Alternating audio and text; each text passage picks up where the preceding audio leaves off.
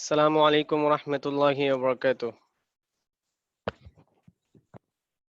ওয়ালাইকুম আসসালাম ওয়া রাহমাতুল্লাহি ওয়া বারাকাতুহু। কেমন আছেন ভাইয়েরা বোনেরা? আলহামদুলিল্লাহ। উস্তাদ, আপনি কেমন আছেন? জি আলহামদুলিল্লাহ। বিসমিল্লাহির রহমানির রহিম। রব্বি ইশরাহ লি সাদরি ওয়া ইয়াসসির লি আমরি ওয়াহলুল উকদাতাম মিন লিসানি ইয়াফকাহু কওলি। আল্লাহুম্মা আল্লাহুম্মা আল্লিমনা মা ইয়ানফাউনা ওয়ানফা'না বিমা আল্লামতানা ওয়া জিদনা ইলমা। ফিকহু যাকাতের আজকে 2 নম্বর দর্সে আমরা আল্লাহ সুবহানাহু ওয়া তাআলা আমাদেরকে উপস্থিত হওয়ার তৌফিক দান করেছেন, আলহামদুলিল্লাহ। আর ফিকহ যাকাতের গত ক্লাসে আমরা আলোচনা করেছিলাম প্রথম দুটা বিষয় নিয়ে, যাকাতের পরিচয় আর যাকাতের শর্তাবলী নিয়ে। যাকাতের শর্তাবলীর মধ্যে আমরা শর্তাবলীকে 3টি ভাগে ভাগ করেছিলাম। একটা হচ্ছে ব্যক্তি রিলেটেড শর্ত, আর আরেকটা ছিল সম্পদ রিলেটেড শর্ত, আর থার্ড ওয়ান কি ছিল বলতে পারবেন? যাকাত কবুল হওয়ার জন্য শর্ত, না? আচ্ছা, যাকাত কবুল জি হওয়ার জাকাত। ব্যক্তি রিলেটেড শর্তের মধ্যে আমরা পেয়েছিলাম ব্যক্তি আহ, এই মুসলিম হতে হবে, স্বাধীন হতে হবে, তারপর ভালো সুস্থ মস্তিষ্ক হতে হবে এবং প্রাপ্তবয়স্ক হতে হবে, মেচুরড হতে হবে। আর এজ ওয়েল এজ ব্যক্তিটা সে উম, সম্পদশালী হতে হবে, অর্থাৎ যে জিনিসটা যে জাকাত দিবে সেইটা তার যে যে সম্পদটা তার আছে ওই সম্পদটা ইসলামিক শরিয়া যে সীমানা আছে, যে সম্পদ পর্যন্ত গেলে ইসলামিক শরিয়া ধনী গরিব তারতম্য করে, সেই ধনী হতে হবে, অর্থাৎ ওই সময় তার সম্পদটা ওই জায়গায় যেতে হবে আর কি, নেশাব পরিমাণ সম্পদের মালিক হতে হবে। সম্পদটা যে কোনো টাইপের হতে পারে। আজকে যেমন আমাদের ফার্স্ট 3 নম্বর পয়েন্ট নিয়ে আলোচনা, এই ফিকহ যাকাতের 2 নম্বর দর্সে আমরা আলোচনা করব জাকাতের সম্পদ এবং নেশাবের বিবরণ। তার মানে আমরা শর্তাবলী ব্যক্তি রিলেটেড শর্তের সর্বশেষ যে শর্ত ছিল যে সর্বোপরি ব্যক্তিকে দেখতে হবে সে তার কাছে যে সম্পদটা আছে এই সম্পদটার নেশাব পরিমাণ আছে কিনা। এখানে কোনো কিছু নির্দিষ্ট করে বলা না যে আহ, আহ, এত পরিমাণ হতে হবে, এত পরিমাণ, বরং আগে সম্পদ দেখবো আমরা। সম্পদ দেখে তারপর ওই সম্পদের কি নেশাব রয়েছে তা নিয়ে আজকে ইনশাল্লাহ আমরা আলোচনা করব। এটা ছিল ব্যক্তি রিলেটেড শর্ত। বস্তু রিলেটেড শর্তের মধ্যে আমরা এই সম্পদ রিলেটেড শর্তের মধ্যে আমরা জেনেছিলাম যে সম্পদটা শুধুমাত্র ব্যক্তির মধ্যে সবকিছু পাওয়ার পরেও জাকাত ফরজ হয়েছে এটা আমরা বলতে পারবো না, unless we see the second number condition which is related with the wealth and the property. অর্থাৎ সম্পদ রিলেটেড শর্ত, সম্পদ রিলেটেড শর্তের মধ্যে মেজর যে শর্তগুলো একদম মনে রাখা চাই তা হচ্ছে 1 বছর অতিবাহিত হওয়া, সম্পদটা প্রয়োজনের অতিরিক্ত হওয়া এবং সম্পদটা ঋণ মুক্ত হওয়া, তারপর সম্পদটা হালাল হওয়া। বুঝতে পারছেন বিষয়টা? গত ক্লাসের জাস্ট সারমর্মটুকু আলোচনা করছি। এটা ছিল সম্পদ রিলেটেড শর্তের মধ্যে। এবার আমরা বলতে পারবো যে আপনার উপর বা আমার উপর বা নির্দিষ্ট কোনো ব্যক্তির উপর জাকাত ফরজ হয়েছে কিনা এই 2টি শর্ত দিয়ে আমরা বুঝতে পারবো। ফার্স্ট ব্যক্তিকে দিয়ে আমরা জাস্টিফাই করলাম, কন্ডিশন গুলার দিয়ে ব্যক্তিকে জাস্টিফাই করলাম।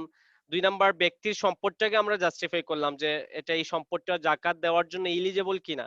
এই দুইটা যখন কম্বাইন হবে then we can make sure that আমরা জাকাত দিতে পারি।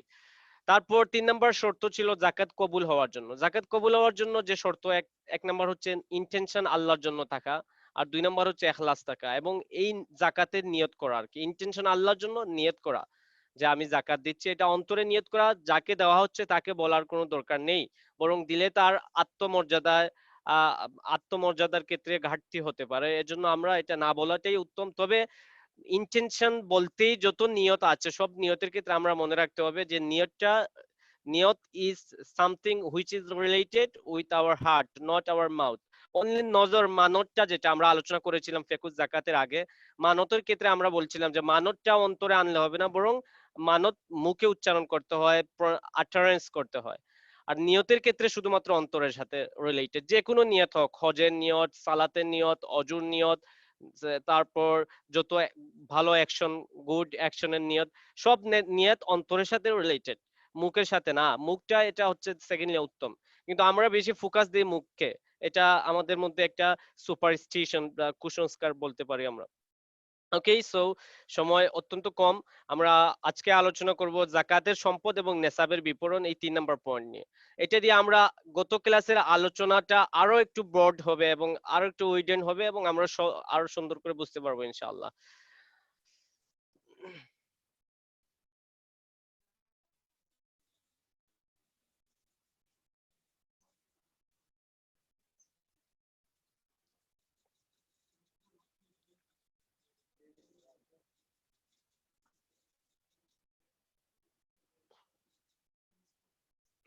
এবার আসুন আমরা আলোচনা করি সম্পদের জাকাত এবং নেসাব।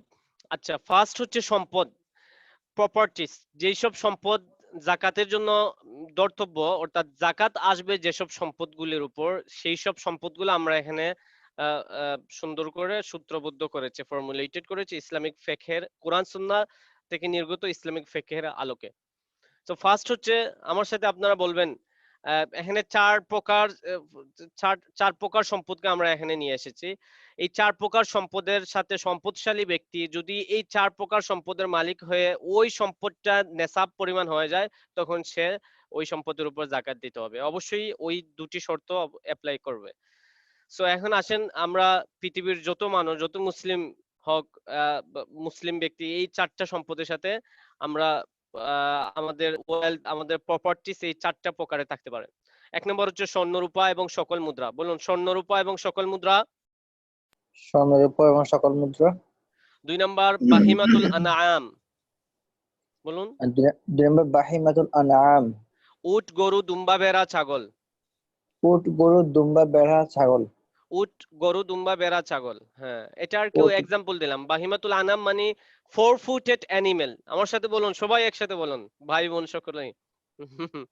ফোর ফুটের, 4 পায়ের পানি। এটাই আর কি, 2 পায়েরটা না। আজকে আমাদের বিদেশি 2জন বোন এসেছেন, আলহামদুলিল্লাহ। সো ওনারা সুস্থ আছেন হয়তো। আর বেলজিয়ামের একজন বোন এখানে আসছিলেন, আর ইউকে থেকে একজন বোন। সো আপনারা ইনশাআল্লাহ কেমন আছেন? আপনাদের আশা করি সুস্থ আছেন। আপনাদের জন্য আমরা সকলের জন্যই তো দোয়া করি, বিশেষ করে বিদেশে যারা আছেন, বিশেষ করে ইউকে, বেলজিয়াম, ওইসব দেশগুলোতে অনেক অ্যাটাক, আমরা তাদের জন্য দোয়া করবো ইনশাআল্লাহ। আর আপনারা কেমন আছেন আমাদেরকে মেসেজ করে জানাবেন ইনশাআল্লাহ। ওকে, সো তারপর 2 নম্বর হচ্ছে বাহিমাতুল আনআম। আর 3 নম্বর হচ্ছে জমিন থেকে যা বের হয়, যেমন শস্য, দানা, ফল, ফলাদি এবং খনিজ পদার্থ, এটা হচ্ছে যা জমিন থেকে বের হয়। আর 4 নম্বর হচ্ছে ব্যবসা সামগ্রী, অর্থাৎ বিজনেস প্রপার্টিস, বিজনেস মেটেরিয়ালস যেগুলো আছে। এবার দেখুন, প্রত্যেক পৃথিবীর যত বিল গেটস থেকে শুরু করে নিয়ে আমি গরিব পর্যন্ত নিয়ে আসেন, আলহামদুলিল্লাহ অনেক ধনী আছি। সো আলহামদুলিল্লাহ, যেটা আছে এটাই অনেক শুকরিয়া আলহামদুলিল্লাহ। কারণ আল গেনা গেনার নফস, অন্তরের ধনীটা হচ্ছে সবচেয়ে বড় ধনী, হাদিসে এসেছে। সো বিল গেটস থেকে নিয়ে যত প্রকার মানুষ যাই আর যত সম্পদশালী আছে, সব সম্পদটা ওনার প্রপার্টিসটা এই 4 প্রকারের মধ্যে যে কোনো এক প্রকার হতে পারে। হ্যাঁ, এখানে আরো অন্য কিছু আছে, যেমন জমিন থেকে বের হওয়ার অন্য কোনো সম্পদ থাকতে পারে, কিন্তু ওই জমিন থেকে বের হওয়া সম্পদ যেমন ডায়মন্ড, হীরা, মণি, মুক্তা আমরা এখানে আনি নাই, কারণ এটা জাকাতের জন্য না। কিন্তু জাকাতের জন্য যেসব সম্পদ, এটা আমরা এখানে আলাদাভাবে উল্লেখ করেছি, তবে এই সম্পদগুলার কাইন্ড অফ প্রপার্টিসটা এখানে উল্লেখ করা। 1 নম্বর কি বলুন, 1 নম্বর কি? স্বর্ণরূপ ও স্বর্ণরূপা, সকল মুদ্রা। সকল মুদ্রা। হ্যাঁ, 2 নম্বর। বাহিমাতুল আনআম। 3 নম্বর। 3 নম্বর হচ্ছে জমি থেকে যা ফসল, বের হয়। জমি থেকে যাবে ফসল। হ্যাঁ হ্যাঁ, ফসল উৎপন্ন। আর 4 নম্বর? ব্যবসায়ী সামগ্রী। ব্যবসা সামগ্রী। আচ্ছা আচ্ছা, ওকে। তাহলে 1 2 3 4 একসাথে বলুন তো দেখি, আপনারা পড়েন। স্বর্ণ, মুদ্রা, হুম, স্বর্ণ, সরি, রূপা, স্বর্ণ, স্বর্ণরূপা, সকল সকল মুদ্রা। মুদ্রা। হুম, স্বর্ণরূপা, সকল মুদ্রা। বাহিমাতুল আনআম, জমি হুম। থেকে যা উৎপন্ন হয়, ব্যবসা সামগ্রী। হ্যাঁ, মাশাআল্লাহ। আচ্ছা, আসেন তারপর আমরা যাই স্বর্ণ দিয়ে আলোচনা করি, স্বর্ণের উপর দিয়ে। স্বর্ণ দিয়ে আলোচনা করি। আলোচনার জন্য ইনশাআল্লাহ রিডার হিসেবে প্রস্তুত আছেন আমাদের। আজকে পারভেজ ভাইয়ের সাউন্ড শুনবো আমরা ইনশাআল্লাহ, বিদেশ থেকে জয়েন করবেন পারভেজ ভাই। বাহরাইন থেকে, সুদূর বাহরাইন থেকে আগত পারভেজ ভাই, আপনি আসুন প্লিজ মাইক্রোফোনে। I welcome to the microphone. আমি অনেক দুঃখিত। আপনি সব সময় দুঃখিত থাকেন, এ পর্যন্ত কোনোদিন পড়েন নাই, আপনি সব সময় বলছেন যে আমি দুঃখিত। আচ্ছা ঠিক আছে, স্যার সমস্যা নাই। হেডফোন না থাকলে রুমের লোকেরা আওয়াজ করলে আওয়াজ শোনা যাবে ওস্তাদ, সকালে সমস্যা হবে। আচ্ছা ঠিক আছে, তাহলে আরেকজন ভাই পড়ুন, আরেকজন ভাই পড়ুন। হ্যাঁ পড়ুন, নাম ধরে নেই বলতে পারেন, আমি আবার নাম বললে অনেক সময় ভাবতে পারে যে। নাহিদ ভাই আছেন? নাহিদ ভাই, সাইফুল ভাই পড়ুন। বুঝতে পারছি, আমার সাইফুল ভাই আর স্বপ্নুল ভাই হচ্ছে আমার ফ্রেন্ড, সব সময় পাওয়া যায় ওনাদের। বাকি সব ভাইরা একটু হাইট দেওয়ার চেষ্টা করেন। আসসালামু আলাইকুম। জি আহ, পড়ুন। সম- ওয়ালাইকুম আসসালাম, জি পড়ুন। আমার একটা, আমি ভিডিওগুলা দেখি, আমার অনেক সময় দুর্বলতাটা কেটে ওঠার চেষ্টা করি, তখন সবচেয়ে খারাপ লাগে যখন আপনারা সালাম দেন আমি জবাব দিতে ভুল করি। এটা আমার ভুল, আপনাদের সামনে এটা স্মরণ করলাম যাতে আমার মনে থাকে এই ভুলটা যাতে সেকেন্ড টাইম না করি। আর সবার সামনে যখন নিজেকে অ্যাশেমড, এটা অ্যাকনোলেজেস করা হয়, তখন এটা থাকবে মনে ইনশাআল্লাহ। এই জন্য বললাম আর কি। আল্লাহ মাফ করুন আমাকে, আপনার আমাদের অনিচ্ছাকৃত ত্রুটিকে আল্লাহ ক্ষমা করুন। জি পড়ুন, লেটস গেট স্টার্টেড। সময় চলে যাচ্ছে কিন্তু। উস্তাদ আমরাও পড়তে চাই কিন্তু পারে উঠি না, কারণ হচ্ছে এখন যেমন অফিসে আছি আমরা, এখন জরুরি বিদ্যুতে। আচ্ছা আচ্ছা ঠিক আছে ইনশাআল্লাহ, তাহলে যেদিন সম্ভব হয় এদিন আগে বলবেন যে উস্তাদ আজকে আমি আপনার সাথে থাকবো ইনশাআল্লাহ, তখন পরিচয় হবে।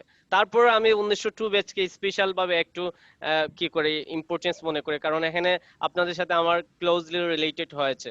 আপনাদের মধ্যে এমন সব ভাই বোন আছেন আলহামদুলিল্লাহ, ওনাদের মেধা ট্যালেন্ট আমাকে ইমপ্রেস করেছে, কিন্তু অন্যান্য ব্যাচের সাথে এখনো তেমনটা, 201 এর সাথে তেমন এখনো আন্ডারস্ট্যান্ডিংটা হয়নি। আর 1902 ওনারা তো আমার চেয়ে সিনিয়র এখন আমি মনে করি, গত ক্লাসে আপনারা বুঝতেই পারছেন বড় ভাই বলে ডাকতে হয়। আর এই ক্লাসে আমার পার্ট সাথে পেয়েছি আমার লেভেলের অনেক আলহামদুলিল্লাহ। সো তারপর আসেন স্বর্ণ, 1 নম্বর শুরু করুন, গল্প করার সময় নাই। এক নম্বর স্বর্ণ। হুম আর স্বর্ণ ও রৌপ্য প্রধানতম সম্পদের অন্তর্ভুক্ত এবং অর্থনীতির মেরুদণ্ড হিসেবে বিবেচিত। আল্লাহর এই সম্পদের অপ্রতুলতা ও শ্রেষ্ঠত্বের কারণে প্রাচীনকাল থেকেই বহু জাতি এ দুটি ধাতু দ্বারা মুদ্রা তৈরি করেছে এবং দ্রব্যমূল্যের মান হিসেবে গ্রহণ করেছে। এই কারণে ইসলামী শরিয়া স্বর্ণ ও রৌপ্যের উপর বিশেষ দৃষ্টি নিবদ্ধ করে তার উপর যাকাত ফরজ করেছে। হ্যাঁ, একটা জিনিস মনে রাখবেন যে ইসলামিক শরিয়ার মুদ্রা হচ্ছে একটা স্বর্ণরূপা এবং তার ইকুইভ্যালেন্ট। বলুন, স্বর্ণরূপা এবং তার ইকুইভ্যালেন্ট। ইকুইভ্যালেন্ট। স্বর্ণরূপা হচ্ছে আমাদের আসল সম্পদ। আপনার কাছে ডলার, পাউন্ড বা টাকা বা রুপি যা টাকা থাকুক না কেন, আপনার যত ব্যাংক ব্যালেন্স বা ইলেকট্রনিক কারেন্সি যত কিছু আপনার ক্রেডিট কার্ডে জমা থাক না কেন, এটা you are under the risk, just make sure that আপনার যে কোনো সময় দশ নামতে পারে, কলাপস নামতে পারে, তাদের হাতে সব অর্থনীতি যে কোনো সময় শেষ হতে পারে। কাগজের কোনো দাম আছে? এটা তো একটা চেক চেক স্লিপের মতো। কারণ দেখুন, এই যে চাইবা মাত্র ইহার বাহককে দিতে বাধ্য থাকিবে, এই বাক্যটা আজকে আমাদের টাকাতে আছে, কিন্তু এটার কোনো দাম নেই। আপনি স্বর্ণ আনতে পারবেন না চাইলে এই টাকা দিয়ে। সো এটা চলছে, আমাদের আপাতত চলবে, কিন্তু মনে রাখতে হবে স্বর্ণর দাম কখনো কেউ কি করতে পারে না। ডলার, টাকা পয়সা, মুদ্রাস্ফীতি আছে, কিন্তু স্বর্ণের উপাতে কোনো মুদ্রাস্ফীতি আছে বলুন? না ওস্তাদ। কারণ আমি এক্সাম্পল হিসেবে ধরতে পারি, আপনাদের বাবা মার বিষয়টা সবাই স্মরণ করতে পারেন, এখানে যারা আছে সবাই মেচুরড। আমাদের বাবা মার বিয়ের মোহরটা ধরুন, বিয়ের মোহর ওই সময় যা ধরা হয়েছিল আর বর্তমান সময়ের সাথে একটু ক্যালকুলেশন করুন, বিশেষ করে বিফোর 90 যাদের বিয়ে হয়েছে, যাদের বাবা মায়ের বিষয়টা ধরতে পারেন। আমি আমার আম্মা আব্বার বিষয়টা নিয়ে যখন বসি তখন আশ্চর্য, আপনারা এটা সহজেই বুঝতে পারবেন যখন এইটাই হিসাব করবেন, কারণ ওই সময় একটা মোহর ধরা হয়েছে। কোথাও কোথাও ওই সময় সচরাচর মহল ছিল 50,000, আর এর কম হলে ছিল 30,000, 40,000। কিন্তু বর্তমান সময়ে 30,000, 50,000 তো সেম আছে, তাই না? আমাদের সমান আছে, কিন্তু মূল্যটা কি বেশি না কম?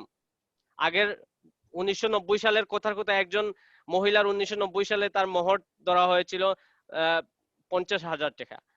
এবার 2020 সালে এসে উনি এই মোহরটা পে করতে চাচ্ছেন, এখন ওনার কাছে 50,000 টাকা তো ওই 50,000 টাকার সাথে মিলালে হচ্ছে না।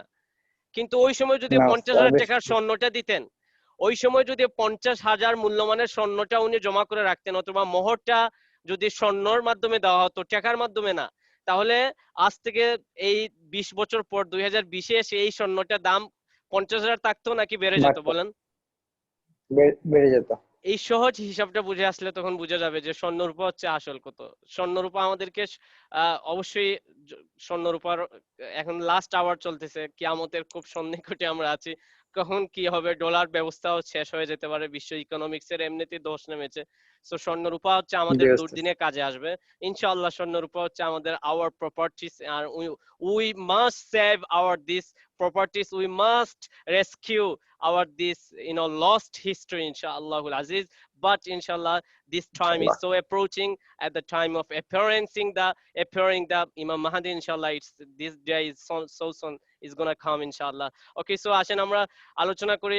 তাহলে আমরা বুঝতে পারলাম ওকে স্বর্ণরূপার ক্ষেত্রে।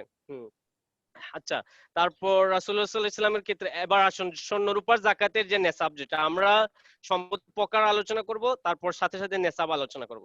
ওকে, সো স্বর্ণ নেসাব হচ্ছে নবীজি সাল্লাল্লাহু আলাইহি ওয়াসাল্লাম হাদিসে বলেছেন, আবু দাউদের হাদিস, ইযা কানাত লাকা মিআতা দিরহামিন ওয়া হালা আলাইহা আল হাউলু ফাফিহা খামসাতু দিরহাম ওয়া লাইসা আলাইকা শাইউন। নবীজি সাল্লাল্লাহু আলাইহি ওয়াসাল্লাম বলেছেন যে যখন 20 দিনার স্বর্ণ তোমার কাছে থাকবে তখন জাকাত দিবে, আর 20 দিনারের কম হলে জাকাত দিতে হবে না। 1 দিনার সমান হচ্ছে 4 গ্রাম বা 4.5 গ্রাম আমরা ধরতে পারি, অর সামথিং লাইক দ্যাট, 4 গ্রাম। আর 4 গ্রামকে 20 দিনার দিয়ে যদি আমরা ইনটু করি, মাল্টিপ্লাই করি, তাহলে হবে 85 গ্রাম। আর 85 গ্রাম এক ভরি সমান হচ্ছে, এদিকে ভরি হিসাবে নিয়ে আসলে আমাদের হয় 11 গ্রাম। 11 গ্রামকে দিয়ে আবার 85 কে ভাগ দিলে হয় 7.5 ভরি। অর্থাৎ ফাইনালি কথা হচ্ছে, আমাদের বিস্তারিত এখানে শীতে দেয়া আছে, কিন্তু মনে রাখবো আমাদের মুখস্থ করব 7.5 ভরি স্বর্ণ। বলুন কত ভরি স্বর্ণ জাকাতের ক্ষেত্রে? স্বর্ণের নেসাব কত ভরি? 7.5 ভরি। 7.5 ভরি, অর্থাৎ 7.5 তোলা। 7.5 তোলা, বলুন 7.5 তোলা। 7.5 তোলা।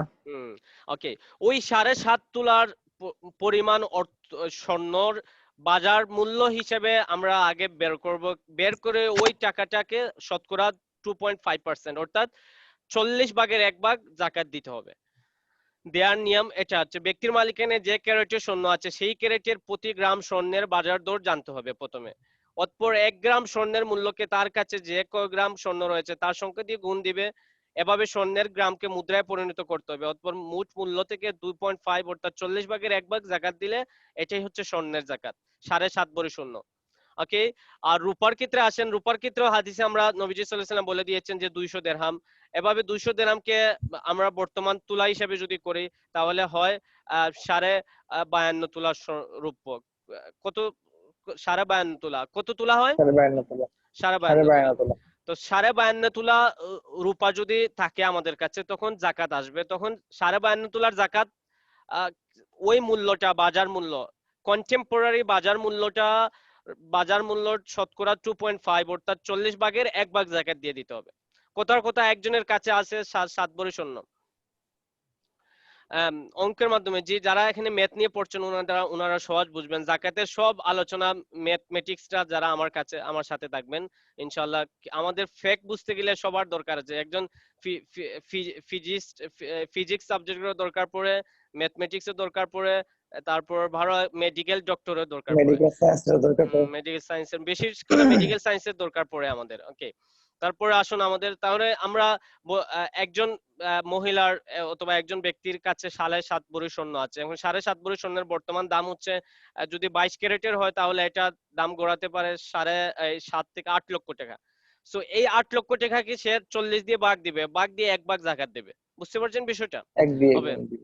রূপার ক্ষেত্রে বলুন, রূপার ক্ষেত্রে 52 তোলা রূপার 1 তোলা রূপার পরিমাণ বের করে বা 1 ভরির দাম বের করে 40 দিয়ে 52 দিয়ে গুণ দিবেন। হ্যাঁ, তাহলে মনে রাখবেন সাড়ে, অর্থাৎ স্বর্ণের ক্ষেত্রে 7.5 আর রূপার ক্ষেত্রে 52। বলেন 7.5 52 7.5 52 পড়তে থাকেন।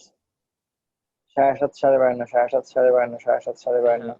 এবার আসুন মুদ্রার ক্ষেত্রে। সকল মুদ্রা, যত মুদ্রা অর্থাৎ যত আপনার কাছে মানি, যেটা ডলার, পাউন্ড, টাকা যাই হোক, বর্তমান যুগের মুদ্রাসমূহ রিয়াল, ডলার, টাকা ইত্যাদির বিধান স্বর্ণরূপার বিধানের মতোই বর্তমান মূল্যের ভিত্তিতে নির্ধারণ করতে হবে। মুদ্রা পরিমাণ যখন স্বর্ণের বা রূপার মূল্যের সমপরিমাণ নেসাবে পৌঁছবে তখন তাদের জাকাত ফরজ হবে। আর জাকাত আদায়ের পরিমাণ হচ্ছে ওই 40 ভাগের 1 ভাগ। এখন রূপার মূল্য কত? রূপার মূল্য এখন হচ্ছে, আমরা মিডিয়াম রূপা যদি নেই তাহলে 30,000 দেখতে পারেন।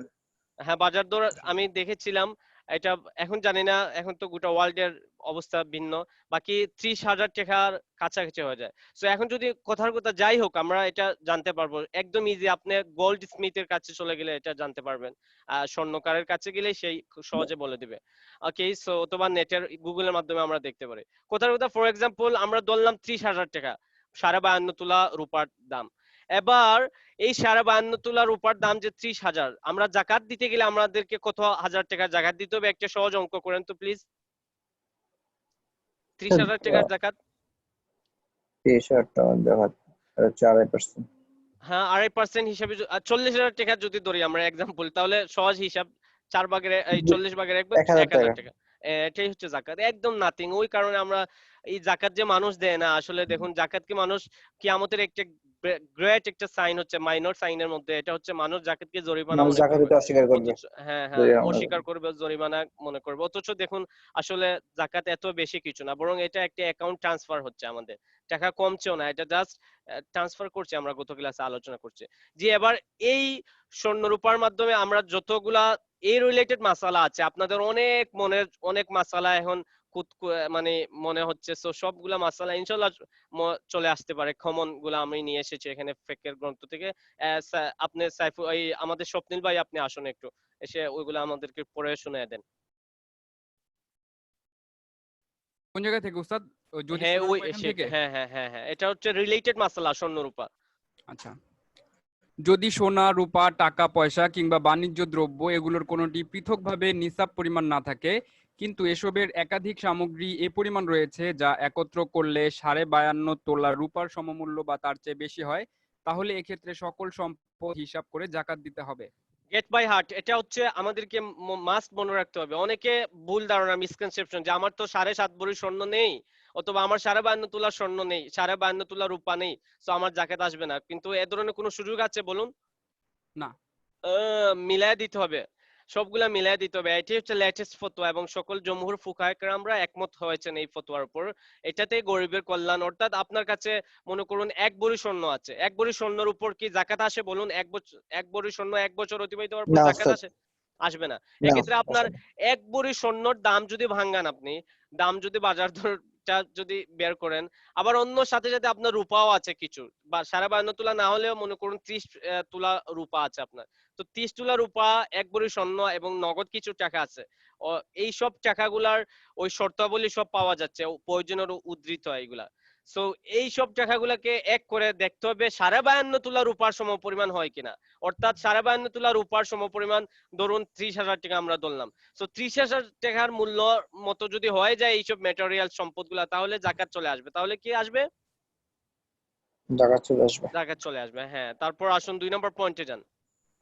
সোনা রূপার অলংকার সর্বদা বা কালে ভদ্রে ব্যবহৃত হোক কিংবা একেবারেই ব্যবহার না করা হোক, সর্বাবস্থাতেই তার জাকাত দিতে হবে। এবার স্বর্ণ যদি আপনি ব্যাংকে জমা রাখেন, সো এক্ষেত্রে আপনি তো ইউজ করছেন না, আমরা জানি যে তাহলে, অথবা মাসে একবার ইউজ করছেন, অথবা আপনি যখন গেস্ট, অথবা যখন আপনি বাইরে কোথাও যান তখন স্বর্ণ এটা ইউজ করেন, বাকি সময় ইউজ করেন না, এগুলা কোনো ইট ডাজন্ট ম্যাটার। জাকাত আসবেই বছর শেষে, বছরান্তে। তারপর যান সামনে। অলংকার ছাড়া সোনা রূপার অন্যান্য সামগ্রীর ওপরও জাকাত ফরজ হয়। হ্যাঁ, অলংকার ছাড়া শুধুমাত্র স্বর্ণ দিয়ে যে অলংকার অর্নামেন্ট বানালেই যে আপনার জাকাত আসতে হবে, এটা মিন করেন নাই ফুকাহায়ে আমরা। বরং স্বর্ণ রূপা দিয়ে অন্য যা কিছু বানান, আংটি বানান, কলম আংটি অথবা ড্রেস, যা কিছুই আমরা করি, একটা বাটনটাও যদি আমরা আমাদের স্বর্ণের অথবা রূপার মিক্স করি, তাহলে সেটাও হিসাবে আসবে। জি, তারপর জামা কাপড় কিংবা অন্য কোনো সামগ্রীতে সোনা রূপার কারুকাজ করা থাকলে তাও জাকাতের হিসাবের অন্তর্ভুক্ত হবে, এবং যে পরিমাণ সোনা রূপা কারুকাজে লেগেছে অন্যান্য জাকাতযোগ্য সম্পদের সঙ্গে তারও জাকাত দিতে হবে। জি, মনে রাখবেন। তাহলে পাঞ্জাবিটার সাথে অথবা আপনার কাপড়ের সাথে যদি স্বর্ণ, ফার্স্ট একটা বিষয় এখানে বলে রাখি, বিশেষ দ্রষ্টব্য, পুরুষদের জন্য স্বর্ণ ইউজ করা জায়েজ নেই। আর মহিলাদের জন্য কারণ মহিলারা তো সুন্দর হওয়ার জন্য সাজতে হয়, পুরুষদের সুন্দর হওয়ার জন্য সাজতে হয় না। সো মহিলাদের জন্য এলাও আছে, পর্দার সাথে থেকে আপনি সব ধরনের হাইয়েস্ট আপার মোস্ট লেভেলও আপনি ডিজাইন করুন, কোনো সমস্যা নেই। ওকে, তারপর ওস্তাদ আসুন ওস্তাদ অনেকে দেখা যায় ছেলে মানুষ কিন্তু আংটি পরছে স্বর্ণের, বলে যে কিছু না কিছু পরিমাণ নাকি ব্যবহার করা যায় আংটি না হিসেবে। না, স্বর্ণের ক্ষেত্রে কোনো ধরনের কনসিডারেশন নেই, রূপার ক্ষেত্রে আছে। রূপার আচ্ছা ক্ষেত্রে তাহলে একটা গ্রাম, কত গ্রাম জানি আমার ঠিক এখন মনে নেই। সো এই 1 গ্রাম মেবি 1 গ্রাম 2 গ্রাম এই তাকি উসমানী সাহেবের একটা ফতোয়ার গ্রন্থে পড়েছিলাম অনেক আগে, এখন মনে নেই। সো এই পরিমাণ কনসিডারেশন আছে, but in context of with regards the gold কোনো ছাড় নেই। তারপর সামনে যান। কারো কাছে নিসাবের কম সোনা এবং নিসাবের কম রূপা আছে, কিন্তু যে পরিমাণ সোনা আছে তার মূল্য মজুদ রূপার সাথে যোগ করলে 52.5 তোলা রূপার সমমূল্য হয় বা তার চেয়ে বেশি হয়, তাহলে সোনা রূপার মূল্য হিসাব করে জাকাত আদায় করতে হবে। মাশাআল্লাহ। তারপর সামনে যান। কারো কাছে কিছু স্বর্ণালংকার আর কিছু উদ্ধৃত টাকা কিংবা বাণিজ্য দ্রব্য আছে যা একত্র আচ্ছা আচ্ছা, করলে। আপনি ওটা কি পড়েছেন? স্বর্ণরূপা ছাড়া অন্য কোনো ধাতুর অলংকারের উপর জাকাত ফরজ নয়, এটা পড়েছেন? ওস্তাদ এটা মনে হয় মিস করে গেছি। হ্যাঁ, এটা মিস করলে হবে না তো, এটা দিয়ে অনেক বলেন ডায়মন্ডের উপর জাকাত আসবে, হীরার উপর, না। মণিমুক্তা এগুলার উপর জাকাত আসবে না। জাকাত জাস্ট মাটি থেকে উৎপন্ন যেগুলা হয় স্বর্ণ, রূপা অথবা ফসল, এগুলার উপর মনে রাখবেন। তারপর সামনে যান। কারো কাছে ওস্তাদ এই লাইনটা পড়েছি তো। হ্যাঁ, এটা পড়েছেন, আচ্ছা ঠিক আছে। জি। তারপরের লাইন। কারো কাছে কিছু স্বর্ণালংকার আর কিছু উদ্ধৃত টাকা কিংবা বাণিজ্য দ্রব্য আছে যা একত্র করলে 52.5 তোলা রূপার সমমূল্য বা তার চেয়ে বেশি হয়, এর দিতে হবে। তারপর দেখতে পাচ্ছেন, অর্থাৎ আমরা সর্বশেষ আমাদেরকে যোগ করতে হবে সবগুলা সম্পদ, উদ্ধৃত সম্পদ নিয়ে। শুধু স্বর্ণরূপার উপর ভিত্তি করে আমাদের কি না, স্বর্ণরূপার মূল্যটা আমরা ভাঙাতে হবে। তারপর আসেন।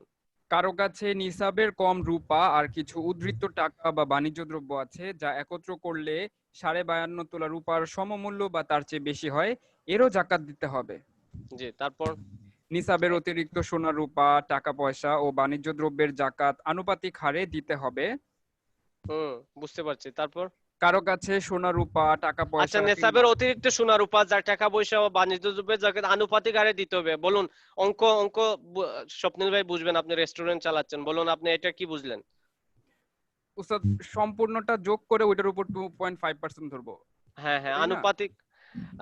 প্রথম তো হ্যাঁ হ্যাঁ, সম্পর্কটা যোগ করে ওটার উপর 2.5। না না, আপনার তো 1 বছর টু 1 বছর, এখন মনে করুন 1 বছর টু মানে এটা উস্তাদ আমি নিয়ে। বলতে চাচ্ছি যে 1 বছর পর্যন্ত আমার কাছে যে সম্পদগুলো আছে, হুম, উদ্ধৃতও হোক উদ্ধৃতও যদি থাকে, সেগুলো আমি টোটাল যোগ করে 1 বছর পর্যন্ত যা আছে এটার উপর 2.5% ধরবো না? ঠিক আছে, জি হ্যাঁ। বুঝতে পারছেন। তারপর। না হুনি এর নিয়ে যে এনে কারো কথা কাছে কই সোনা রূপা কারো জাকাত কাছে সোনা রূপা টাকা পয়সা কিংবা বাণিজ্য দ্রব্য পৃথকভাবে বা সম্মিলিতভাবে নিসাব পরিমাণ ছিল, বছরের মাঝে এই জাতীয় আরো কিছু সম্পদ কোন সূত্রে পাওয়া গেল, এক্ষেত্রে নতুন প্রাপ্ত সম্পদ পুরাতন সম্পদের সঙ্গে যোগ হবে এবং পুরাতন সম্পদের বছর পূর্ণ হওয়ার পর সমুদয় সম্পদের জাকাত দিতে হবে। বছরের মাঝে যা যোগ হয়েছে তার জন্য পৃথক বছর পূর্ণ হওয়া লাগবে না। এই জিনিসটাও মনে রাখা চাই, আপনার ওই সম্পদের সাথে অন্য কোনো সম্পদ আসে অ্যাড হয়েছে, অর্থাৎ এটা আপনি সহজে বুঝতে পারবেন কোথার কথা। গ্রোসারি শপের ক্ষেত্রে যদি আমরা ধরি, গ্রোসারি শপের ক্ষেত্রে কিন্তু আপনার এরকম না যে 1 বছরে একবার মাল ঢুকানো হয়, বরং মালটা সবসময় অ্যাড হয়, তাই না বিষয়টা? জি উস্তাদ। সো এক্ষেত্রে যেটা হিসাব করবে একজন গ্রোসারি শপকিপার, সে হিসাব করবে প্রথম তার মূল ক্যাপিটাল যেটা দিয়ে একসাথে মালটা ঢুকছে। একসাথে মনে করুন 5 লক্ষ টাকার মাল একসাথে। জাকাতের আলোচনাতে ডিস্টার্ব করেন না, কথা বলে প্লিজ। একটু হিসাবে 5 লক্ষ টাকার সম্পদ একসাথে একটা দোকানে একজন শপে সে ঢুকানোর পর বছরের মিডিলে প্রতি মাসে তো অনেক সম্পদ সে নিচ্ছে, তারপর বিক্রি করছে। এগুলাও সব হিসাবে এসে বছর শেষে সে তখন হিসাব করবে তার দোকানে কত টাকার মাল আছে, 5 লক্ষ টাকা না এর যাই থাকবে সেই হিসাবে দিবে। ওকে, সো তারপর সামনে যান। উস্তাদ বুঝিনি, আরেকবার বললে ভালো হয়। আমিও চাচ্ছিলাম এটাকে স্কিপ করতে, আপনি আমাকে আবারও ধরছেন, এটা আমিও একটু সন্দেহ নিয়ে বলছিলাম। ওকে, সো বলছি যেটা এখানে যেটা বুঝাচ্ছি আমরা, এখান থেকে যেটা বুঝতে পারলাম এটা হচ্ছে যে বছরের মাঝখানে কোনো মাল যদি মূল মালের সাথে এসে অ্যাড হয়, ওই মালটা বছর শেষে হিসাব হয়। অর্থাৎ কথার কথা, একজন ব্যক্তির একটা শপ আছে, সে শপে সে 5 লক্ষ টাকার মাল সে একসাথে ঢুকিয়েছে। তারপর 4-5 মাস যাওয়ার পর আরো 1 লক্ষ টাকার মাল অ্যাড করেছে। এবার কত লক্ষ টাকার মাল হলো বলুন? কথা বলেন না স্বপ্নিল ভাই। জি 6 উস্তাদ। লক্ষ টাকা। জি জি। এবার 5 মাস পর, অর্থাৎ 1 বছর পর এই দোকানে মাল আছে 6 লক্ষ টাকার, কিন্তু বছরের শুরুতে ছিল তো 5 লক্ষ। জি 5 মাস পর যে ঢুকিয়েছে, এর মানে এই না যে 5 মাস পরে গিয়ে তারপর ওই সম্পদ আলাদা করে জাকাত দিতে হবে, বরং তা না, বরং বছরের মাঝখানে যেটা আসছে সেটাও এড হয়ে যাবে, ওই 6 লক্ষ টাকার জাকাতি দিতে হবে। ওকে, সো সামনে মানে সামনে যান। এখানে এটা এটা পুরো ডিফারেন্ট, 1 বছর হ্যাঁ হতে হ্যাঁ, হবে না। 1 বছর হতে হবে না, বরং ওইটার সাথে মিল হয়েছে, সো হয়ে গেছে, এটাই আর ওস্তাদ কি। ক্যাশ জি। টাকার ক্ষেত্রেও কি একই কথা প্রযোজ্য, মানে হচ্ছে বছরের মাঝখানে অ্যাড হইলে সবার শেষে টোটাল যেটা সেটাই ছিল? হ্যাঁ হ্যাঁ হ্যাঁ হ্যাঁ, এটাই এটাই। ওস্তাদ আমি জাযাকাল্লাহ। যেটা বুঝতেছি যে আপনার প্রথমে নেসাবি হওয়া মানে নেসাবের মালিক হওয়া আর কি, নেসাব হওয়া, হুম এটা হুম। এটা হইলে এরপর 1 বছর পরে যদি আমার নেসাবের উদ্বৃত্ত টাকা থাকে, নেসাব পরিমাণ সহ বা তার বেশি থাকে, আমাকে হুম হুম। পুরোটারই দিতে হবে আর কি। হ্যাঁ রাইট, এই তো, এটা হচ্ছে যে কোনো মালের ক্ষেত্রে আপনার নেসাবের চেয়ে যদি আপ থাকে তাহলে সবগুলাকে জাকাত দেওয়া উত্তম, দিতে হবে। আর নেসাবের যে কম হয়ে গেলে তো আপনি ছাড় পেয়েছেন, কোনো সমস্যা নেই, এটাই ফাইনালি কথা। ভাই আরো সুন্দর করে ক্লিয়ার করেছেন, এই জন্য আমরা সবাই টুগেদারলি বুঝবো। ফেকের আলোচনাটা হচ্ছে একটা সবাই মিলেমিশে হয়। ইমাম আবু হানিফা রাহিমাল্লাহ সবার সাথে একসাথে বসেই তাদের ফতোয়া বোর্ড ছিল, ইমাম শাফি রাহিমাল্লাহ তাদের ফেকি বোর্ড ছিল, কোন ইমাম এককভাবে সিদ্ধান্ত দিয়ে যান নাই, বরং অনেক সময় ওরা স্টুডেন্টের কথাটা গ্রান্টেড হয়েছে। জি, তারপর এবার আসুন, টাকা তারপর সামনে। পয়সা ব্যবসায় না খাটিয়ে এমনি রেখে দিলেও তাতে জাকাত ফরজ হয়। হুম হজের উদ্দেশ্যে কিংবা ঘর বাড়ি নির্মাণ, ছেলেমেয়ের বিয়ে শাদী ইত্যাদি প্রয়োজনের জন্য যে অর্থ সঞ্চয় করা হচ্ছে তাও এর ব্যতিক্রম নয়। সঞ্চিত অর্থ পৃথকভাবে কিংবা অন্যান্য জাকাতযোগ্য সম্পদের সাথে যুক্ত হয়ে নিসাব পরিমাণ হলে এবং নিসাবের উপর 1 বছর অতিবাহিত হলে জাকাত খরচ হবে। বছর পূর্ণ হওয়ার আগেই তা যদি খরচ হয়ে যায় তাহলে জাকাত ফরজ হবে না। তারপর এই যে দেখুন, হজের উদ্দেশ্যে কিংবা ইবাদত, এটা এটা কি বলে, আপনার যেটা সামনে আসবে সেটাই করে ফেলতে হবে আপনার। হজের উদ্দেশ্যে টাকা পয়সা জমা রাখছেন, 1 বছর পর জাকাতে চলে যাবে এটা, এজন্য। ওস্তাদ ওস্তাদ ছেলেদের সন্তানের জন্য যদি টাকা জমানো হ্যাঁ। হয়, সন্তানের নামে তো ওটা জমিয়া করতেছে, সন্তানের হুম এটা হক হবে না তখন? সন্তানের হক আগে দেখুন, ব্যক্তি রিলেটেড শর্ত না, এটা এটা ব্যক্তি রিলেটেড শর্ত না সম্পদ রিলেটেড, বলুন আগে এটা ফাইন্ড আউট করুন। ব্যক্তি আপনার রিলেটেড না উস্তাদ? ব্যক্তি রিলেটেড, এবং আপনার সন্তানটা কি নাবালেগ না বালেগ বলুন। নাবালেগ। তো নাবালেগ সম্পদে তো আসে না, কিন্তু অন্যান্য ফেক বলছে আসে। সো আমি মনে করি বর্তমান সময়ে মানুষ কোভিড এর মাধ্যমে যেভাবে কোভিডে আক্রান্ত, এমন অবস্থায় অন্য ফেকের উপর আমল করে ওই কোভিড ভাইরাস, অর্থাৎ যারা গরিব আছেন, পভার্টি ভাইরাসে আছেন, সো দিয়ে দেওয়াই গরিবের জন্য উত্তম। অন্য ফেক আমল করেও কোনো সমস্যা নেই, অন্যান্য ফকিরাও ঠিক, কোন এক্ষেত্রে গরিবেরই ফায়দা আছে। সো এরকম হলে অনেক প্রতারণার সুযোগ থাকে, কারণ অ্যাকাউন্ট দুটো করে ফেলবেন, আপনার ছেলের ছোট বাচ্চার নামে একটা অ্যাকাউন্ট আর নিজের নামে একটা অ্যাকাউন্ট, পরে টাকা ট্রান্সফার করে দিয়ে অনেকে এরকম করবে না কেউ, কারণ আমরা মুসলিম, আমরা ফেকের পূজা করি না, আমরা কার পূজা করি? আল্লাহ সুবহানাহু ওয়া তাআলার। ফেকটার মাধ্যমে আল্লাহ সুবহানাহু ওয়া তাআলা সন্তুষ্টি অর্জন করে আমাদের মুখ্য। এখন যদি ফেকটা গিয়ে আল্লাহ থেকে সন্তুষ্টি অর্জন না হয়, তাহলে তো আমাদের এই ফেকের কি না, বুঝতে পারছেন না বিষয়। তারপর এবার আসুন, আমরা তাহলে আমাদের আলোচনা চলতেছে কোথায় বলুন তো, কে বলতে পারবেন? উস্তাদ একটা ভিডিও অন হয়ে গিয়েছে, একটু যদি অফ করে দেন ভালো হয়। আপনি, ও আচ্ছা, আপনাকে কোচ বানিয়ে 2003 রাখছে। শেষে। আচ্ছা, আপনাকে কোচ বানাচ্ছে, আপনি কি করেন? সবাই চোখ বন্ধ করবেন, এরকম ভিডিও অন হয়ে গেলে কোন চোখ বন্ধ করবেন, সমস্যা নেই। ওকে, তারপর ভাইদের হলে তো কোনো সমস্যা নেই, বোনদের ক্ষেত্রে আর কি বললাম।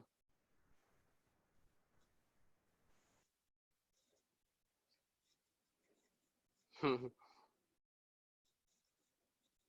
1 বছর যেতে হবে বাবু, গিফট পাওয়ার পর স্বর্ণ 1 বছর যাবে, তারপর আসবে। ওকে, কিন্তু ওই স্বর্ণের সাথে যদি এড হয় 5 মাস পরে আরো কিছু স্বর্ণ, তখন ওটার আবার 1 বছর লাগবে না। কত হচ্ছে মূল বেস যেটা, ওটার সাথে ওই যেটা ভাই যেটা বললো নেশাব পরিমাণ যদি হয়ে যায়, তখন ওই সম্পদের সাথে যা এড হবে, ও জাতীয় সম্পদ, ওই জাতীয় সম্পদ, তখন এটা ফুলটা দিতে হবে। কথা হচ্ছে এটাই। বাবু স্বর্ণ গিফট পেয়েছে, বাবু না, ধরুন একজন ব্যক্তি স্বর্ণ গিফট পেয়েছে, একজন গিফট পাওয়ার পর ওই বছরের 5 মাস পর আরো অল্প কিছু স্বর্ণ এটার সাথে অ্যাড হয়েছে, তখন 1 বছর পর ওই আগের পুরাতনটা যেটা দিয়ে তার যাত্রা শুরু করেছিল বছরের, তখন বছর শেষে পুরাটার জাকাত দিবে, এটাই আমি বুঝিয়েছি। ওস্তাদ একটা সুন্দর প্রশ্ন ছিল এখানে। জি। প্রশ্নটা হচ্ছে, কারো যদি নিসাবের বেশি পরিমাণ সোনা থাকে আর সে যদি সেই স্বর্ণ বিক্রি করে হীরা কেনে, তখন তো সে জাকাত ফাঁকি দিল, এখানে একটা ফাঁকি থেকে গেল না? ও আচ্ছা, হীরা কিনে এখন ব্যবসার কারণে কিনেছে, এটা তো ক্লিয়ার করে নাই উস্তাদ। আচ্ছা, হীরা বললাম ডায়মন্ড, ব্যক্তিগত কারণে। হীরা ডায়মন্ড যতগুলা যারা ব্যবসা করছে বিজনেস, এটা আমাদের ওই যে সম্পদের 4 নাম্বার কাইন্ড, অর্থাৎ ব্যবসায়িক সামগ্রী, ওই জায়গাতে গিয়ে কিন্তু সবগুলা জাকাতে অ্যাড হয়ে যাবে। পার্সোনালি কিনলে উস্তাদ? আর পার্সোনালি পার্সোনালি ফাঁকি যদি দেওয়ার জন্য যদি কিনে, ফাঁকি দেওয়ার জন্য যদি ফাঁকি দেওয়ার জন্য যদি কিনে, তাহলে তো আমরা ফেকের অর্থাৎ ফতোয়ার সাথে আমাদের সাথে ফাঁকি দিতে পারে, কিন্তু আল্লাহ সুবহানাহু ওয়া তাআলা তো তার অন্তরের অবস্থা দেখছেন, তাই না? জি উস্তাদ, একমত। এটা এই জায়গাতে তো আমাদের হাইড করার কোনো সুযোগ নেই। একজন ব্যক্তি কুরবানি, আমরা জানি কুরবানির ক্ষেত্রে যদি কেউ সফর করে ফেলে, মুসাফির হয়ে যায়, তাহলে আর কুরবানি দিতে হয় না। এবার একজন ব্যক্তি বলল কুরবানির গরু দিয়ে আমি সিঙ্গাপুর ঘুরে আসি। So, আমার এই টাকা পয়সা দিয়ে আমার ঘোরা হয়ে গেল, আবার সাথে সাথে আমার কুরবানিটাও দিতে হচ্ছে না। সো এটা করতে পারে সে, কারণ সফরে গেলে তার কুরবানির আগে যদি সে সফর করে আর কুরবানি ঈদের দিন যদি বাসায় না থাকে, সফরে থাকে, তখন তার কুরবানি দিতে হচ্ছে না আইয়ামে নহরের মধ্যে। কিন্তু এটা করার পর ক্ষতিটা কার? আল্লাহ সুবহানাহু ওয়া তাআলার বাকি ক্ষতি তো না, ক্ষতি তো আমার নিজেরই, অর্থাৎ সওয়াব থেকে বঞ্চিত হয়েছে আমি। তো এত কিছু করার দরকার নেই। এটা রাষ্ট্রীয় ট্যাক্স আর আল্লাহ সুবহানাহু ওয়া তাআলার ট্যাক্স, এটা তো ভিন্ন, তাই না? আল্লাহ সুবহানাহু ওয়া তাআলার ট্যাক্স, এটা তো আমাদের কমছে না সম্পদ, এটা ট্রান্সফার হচ্ছে।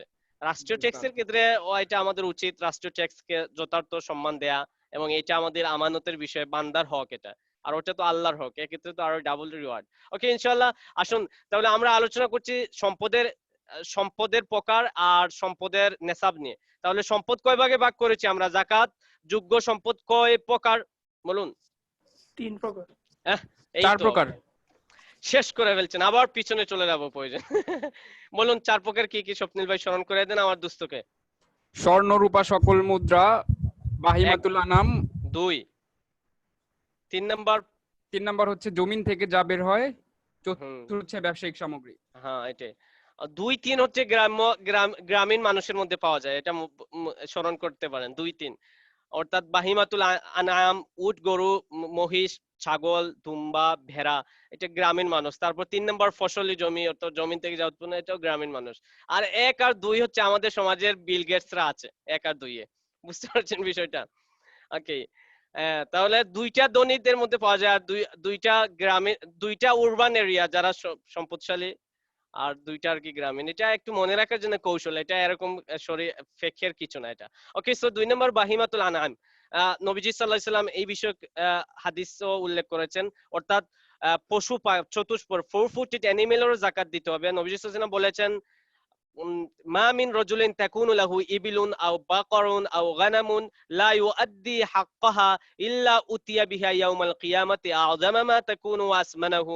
আল্লাহ নবী সাল্লাল্লাহু আলাইহি ওয়াসাল্লাম বলছেন, প্রত্যেক উট ও গরু ছাগলের মালিক ব্যক্তি যদি এটার যাকাত আদায় না করে, তাহলে কিয়ামতের দিন তাদেরকে, ওই পশুদেরকে বিরাট, আল্লাহ সুবহানাহু ওয়া তাআলা এটাকে অনেক বড় করে তুলবেন, মোটা তাজা করবেন, আর দলে দলে তাকে এসে কামড়াতে থাকবে, মারাতে থাকবে, স্মেয়ারিং করবে, as like as a flower, এই ময়দার সাথে যেভাবে স্মেয়ারিং করা হয়, তাদের খুর দ্বারা মারতে থাকবে, তাদের শিং দ্বারা মারবে, হর্ন দ্বারা, ওই হর্ন। সো বলুন, লড়াই করবে কিয়ামতের দিন মানুষ, যারা যাকাত দিবে না পশু পাখির, ওই পশুর সাথে তার লড়াই হবে, ওই পশুর সাথে তার কি হবে? তবে লড়াইয়ের ক্ষেত্রে ওই পক্ষ, অপোনেন্ট পক্ষটা, সে কিছু করার থাকবে না, অর্থাৎ সে শুধু মাইরে খাবে। জি উস্তাদ, এটাকে লড়াই না বলে মায়ের খাওয়া বলাটাই বেটার। হ্যাঁ, মায়ের খাওয়া। তাহলে লড়াই বলবো না, আমরা মায়ের বলবো। ওকে, সো জাযাকুমুল্লাহ। ওকে, তারপর এবার আসুন আমরা, তাহলে এই জায়গায় মনে রাখবেন, এখানে ব্র্যাকেট দিয়ে আমি আলাদা করে দিয়েছি। বাহিমাতুল আনাম হচ্ছে 3 প্রকারের। বলুন কয় প্রকার? স্পেসিস কয়টা? 3টা। হ্যাঁ, আপনারা লিখে রাখেন নোটবুকে, কারণ এই শীট থেকে মনে রাখবেন না। তাহলে যত পশু আছে, 4-footed যত অ্যানিমেল আছে, 4-footed অ্যানিমেলের যাকাত আসবে, ফাইনাল কথা। আর 4-footed সব অ্যানিমেলের যাকাত আসবে না, বরং 3টা প্রকারের অ্যানিমেলস। এই 4-footed অ্যানিমেলটা কয়টা কাইন্ড, কয় স্পেসিস কয়টা? 3টা। জাত 3টা জাত। একটা হচ্ছে উট, বলুন একটা কি? উট। 2 নাম্বার হচ্ছে গরু মহিষ। গরু মহিষ। 3 নাম্বার হচ্ছে ছাগল দুম্বা ভেড়া। ছাগল দুম্বা ভেড়া। মানে গ্রেড 1, গ্রেড 2 আর গ্রেড 3। গ্রেড 1 হচ্ছে উট, এটা আপার মোস্ট, এটা সব জায়গায় পাওয়া যায় না, বাংলাদেশ খুব কমই পাওয়া যায়। গরু মহিষ হচ্ছে গ্রেড 2, এটা সব জায়গায় পাওয়া যায়, অ্যাভেলেবল। গরু মহিষ এক কাইন্ড, একটা স্পেসিস। 3 নম্বর হচ্ছে ছাগল দুম্বা ভেড়া, এটা হচ্ছে একটা অ্যাভেলেবল। সো উট, গরু মহিষ ছাগল দুম্বা বেড়া, বলুন উট গরু মহিষ ছাগল দুম্বা বেড়া, উট গরু মহিষ ছাগল দুম্বা বেড়া, উট গরু মহিষ ছাগল দুম্বা বেড়া, একসাথে উট পড়ুন গরু তো। মহিষ ছাগল দুম্বা ভেড়া, উট গরু মহিষ ছাগল গরু দুম্বা, উট গরু মহিষ ছাগল গরু দুম্বা, উট গরু মহিষ ছাগল ভেড়া দুম্বা। হুম, ওকে। সো এইগুলার উপর জাকাত আসবে, এইগুলার উপর কুরবানিও আসবে। এছাড়া আর কোনো পশুর উপর কুরবানি আসবে না, জাকাত আসবে না। কোথায় কোথায় আপনার কাছে মুরগি আছে, সো মুরগি কুরবানির দিন কি মুরগি দিলে কুরবানি হবে বলুন? না উস্তাদ। হবে না, বরং আরো ঠাট্টা করে হবে, কিউরিয়াসিটি। তো আপনি অনেকে আল্লাহ দেয় তো। সুবহানাহু ওয়া তাআলা অনেকে দেয়, এটা কুসংস্কার, বেদাত, এবং এটা হচ্ছে সবচেয়ে, এটা মাকরুহে তাহরিমি বলা যাবে, অর্থাৎ হারাম এটা। কারণ আল্লাহ সুবহানাহু ওয়া তাআলা আপনাকে দেন নাই, এটা ভালো কথা, ধনী গরিব এটা আপনি কিয়ামতের দিন আপনার প্লাস পয়েন্ট, ধনীদের চেয়ে 500 বছর আগে আপনি জান্নাতে যাবেন, সহিহ হাদিসে এসেছে। কিন্তু দুনিয়াতে আল্লাহ সুবহানাহু ওয়া তাআলা এটাই সিয়ম শরিয়া, এটা আপনি শরিয়াকে ডিঙ্গে নিচ থেকে কেন ইমোশনকে প্রশ্রয় দিলেন? এই জন্য ইমোশন করা যাবে না, বুঝতে পারছেন? ইমোশন ইসলামিক শরীয়ত সাপোর্ট দেয় না। কোভিড প্যান্ডামিকের মধ্যে আপনি ইমোশন, আপনার কারো ফ্যান কেউ থাকতেই পারেন, কিন্তু তাই বলে যে আপনি এটাকে ক্রস করে একবারে একদম ফরজে কেফায়াকে ফরজে আইনের পর্যায়ে নিয়ে যাবেন, আর জাতির জন্য আরো হুমকির কারণ হয়ে যাবে, সো এটাও কিন্তু উচিত না। সব ক্ষেত্রে দিন চলবে তার রুলস অনুযায়ী। ইমোশন ক্ষেত্রে চলতে গেলে দেখবেন নাস্তিকরা ইসলামের যত বিরুদ্ধে যায় সবগুলা প্রায় বেসড অন দা সুপারস্টিশন, তাদের যাবতীয় ইসলামের চার্জিং, ইসলামের বিরুদ্ধে তাদের ক্লাইমিং গুলা রুটলেস থাকে, কারণ এটা সমাজের মানুষের নির্ভর, এটা দিয়ে তো ইসলাম চলে না। কোরআন সুন্নাহ এবং স্পষ্ট শরিয়া দিয়ে তারা খুব কমই তারা ইসলামকে অ্যাটাক করার চেষ্টা করে, আর যাই শরিয়ার উপরে অ্যাটাক করে এটা হচ্ছে মিস আন্ডারস্ট্যান্ডিং, মিস ইন্টারপ্রিটেশনের কারণে। ওকে, সো আমরা যেটা বুঝাতে চাচ্ছি যে এই 6টা কুরবানির জন্য, এই 6টা হচ্ছে যাকাতের জন্য। এবার আসুন 6টা নেসাব আমরা জানি আলাদাভাবে। ছাগলের নেসাব হচ্ছে 40টা। ছাগলের সর্বনিম্ন নেসাব কয়টা? 40টা। গরু মহিষের সর্বনিম্ন নেসাব 30টা, আর উটের 5টা। আমার সাথে বলুন, ছাগলের সর্বনিম্ন নেসাব কয়টা? 40টা। 40টা। টাকা পয়সা, এই স্বর্ণের সর্বনিম্ন নেসাব কয়টা? 7.5 তোলা। রূপার 7.5 তোলা, রূপার 52 সর্বনিম্ন তোলা, টাকা 52 পয়সার সর্বনিম্ন নেসাব? 52 তোলা, 7.5 তোলা সম পরিমাণ। হ্যাঁ, 52 তোলা সম পরিমাণ। 7.5 তোলা সম পরিমাণ বললে তো একদম আপনি গরিবকে ঠেকাইছেন রে ভাই, এমনিতেই মধ্যবিত্তরা এখন গরিব হয়ে যাচ্ছে। 7.5 তোলা স্বর্ণ হলে কত? 6 লক্ষ টাকা হতে হবে, 5 থেকে 8 লক্ষ, 6 থেকে 10 লক্ষ এরকম হতে হবে। সো তার মানে আমরা যেটা এখন বলবো, বলুন তাহলে নেসাব আমরা ভাগ করছি আলাদাভাবে, তাহলে বলুন ছাগলের সর্বনিম্ন নেসাব কতটুকু? 40টা। 40টা। তারপর হচ্ছে গরু মহিষের 30টা। 30টা। তারপর আপনার খেমল উট 5টা। উট 5টা। 5টা। ওকে, তারপর আসুন এবার আমরা বিস্তারিত আর কোনো আলোচনায় যাচ্ছি না এখানে। এখানে আলোচনা তো হচ্ছে আরো বড় আলোচনা যেটা রয়ে গেছে, এটা হচ্ছে আমাদের শর্ত দেখতে হবে। পশু পাখির যাকাতের ক্ষেত্রে কয়েকটা শর্ত থাকতে হবে, 3টা শর্ত আমরা উল্লেখ করব। 1 নাম্বার হচ্ছে নেসাব পরিমাণ হওয়া। 1 নাম্বার কি হওয়া? নেসাব পরিমাণ হওয়া। ওই নেসাবটা আমরা জানলাম আলাদা আলাদা, 40টা, 30টা, 5টা। তারপর 2 নাম্বার পূর্ণ 1 বছর মালিকানা থাকা। কয় বছর? 1 বছর। আচ্ছা, এইসব শর্তগুলো তো 1 আগে বছর। প্রি মেনশন নাকি নিউ মেনশন নাকি প্রি মেনশন বলুন? 1 বছর এটা প্রিমেনশন। প্রিমেনশন। 1 বছরের একটু প্রি মেনশন, নেসাব পরিমাণ হওয়াটাও প্রি মেনশন, কারণ এটা সম্পদ রিলেটেড শর্তের মধ্যে একটা। ছিল। হ্যাঁ, খ আর খ হচ্ছে সম্পদ রিলেটেড শর্ত। এর জন্য আপনাদেরকে আমি গত ক্লাসটা so important, you must get by heart. 3 number হচ্ছে শর্ত হচ্ছে সায়মা হওয়া। এটা হচ্ছে just new mention, pre mention না। নিউ মেনশনের ক্ষেত্রে সায়মা হওয়া। বলুন কি হওয়া? সায়মা হওয়া।